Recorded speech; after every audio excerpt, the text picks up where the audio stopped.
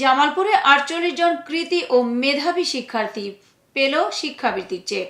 জামালপুর থেকে আবুল কাশেমের পাঠানো তথ্যচিত্রে বিস্তারিত। সাথে আছি আমি রীতা শ্রাবন্তী। জামালপুর জেলার বিভিন্ন শিক্ষা প্রতিষ্ঠানের কৃতী মেধাবী শিক্ষার্থীদের মাঝে এককালীন শিক্ষাবৃত্তির চেক বিতরণ করেছে জেলা পরিষদ। বৃহস্পতিবার 10 জুলাই বিকেলে জেলা পরিষদ মিলনায়তনে এ উপলক্ষে এক অনুষ্ঠানের আয়োজন করা হয়। অনুষ্ঠানে সভাপতিত্ব করেন জামালপুর জেলা পরিষদের প্রধান নির্বাহী কর্মকর্তা সরকার আব্দুল্লাহ আল মামুন বাবু।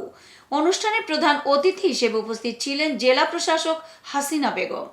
এছাড়াও বক্তব্য রাখেন জামালপুরের police super Syed Rafiqul Islam, civil surgeon doctor Azizul হক, অতিরিক্ত জেলা প্রশাসক শিক্ষা ও আইসিটি আফসানা তাসলিমা ও জামালপুর জেলা প্রেস ক্লাবের সভাপতি ফজলে এলাহি মাকাম প্রমুখ।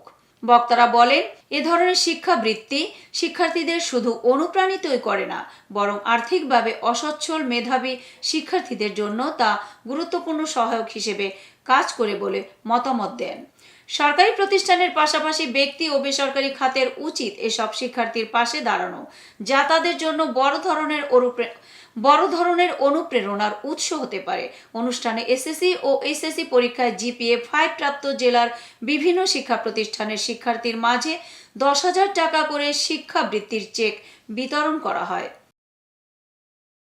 এতক্ষণ সঙ্গে থাকার জন্য ধন্যবাদ।